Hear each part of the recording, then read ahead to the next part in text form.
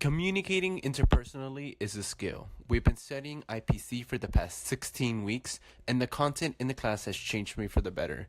In this digital story, I'm going to highlight 3 course concepts that I plan to apply to my personal and professional life. The first concept that resonated with me is hurtful communication.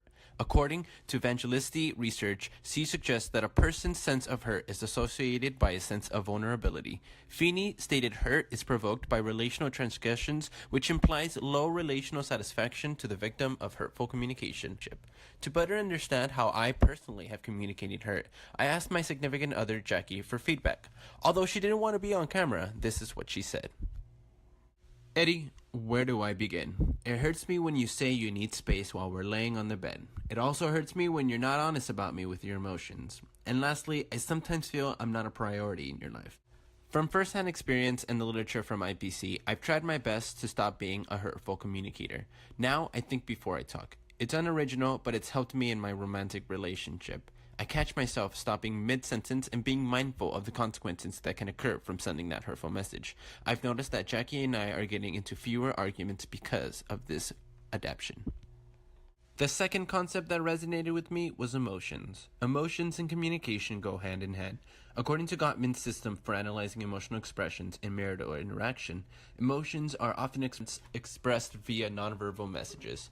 Some examples include eye rolls, change in pitch, and head movements. Other research on IPC and emotions suggests feeling happy promotes overall social ability. Lastly, Anderson, Keltner, and John suggest emotional similarity leads to emotional convergence, which in turn facilitates emotional open communication, mutual trust, and relationship satisfaction. Like Jackie mentioned before, I'm not great at communicating my emotional state. However, I've attempted to work on it. I've grown as an emotional interpersonal communicator by letting my guard down and putting myself in situations that cause me to communicate emotionally. For example, I bring up topics like marriage, life goals, and prior traumatic events with people I feel safe around to trigger my emotions. As the months have gone by, I've noticed it's easier for me to tell people how I feel. I'm also more comfortable putting myself in emotional situations with my family and friends. Because of this, my relationships have grown stronger over time. The final concept that resonated with me was positive communication. Before this class, I never focused on the positive effects of IPC. Now, I try to be as supportive, encouraging, and complimentary as possible. There is an abundance of research that suggests numerous positive outcomes from sending compliments, such as increasing the receiver's self-esteem and overall relationship satisfaction in friendships, marital relationships, and romantic partners. Therefore, I've applied positive IPC concepts in the classroom as an instructor.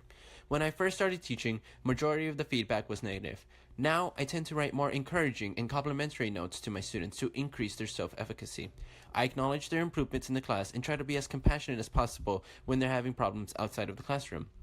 Since applying these concepts, I've noticed that my rapport with my students has increased and they tend to communicate with me more about concerns in their personal life. In conclusion, interpersonal communication has changed me for the better. The research on hurtful emotion and positive communication has shown me how these concepts have an impact on our community. As individuals with a mastery level of IPC, it's our responsibility to apply and share these concepts. We need to advise people that hurtful communication has direct relationships with societal problems like mass shootings, bullying, and suicides. Also, we need to explain the benefits of communicating about emotions with young boys and girls and the positive effects of them.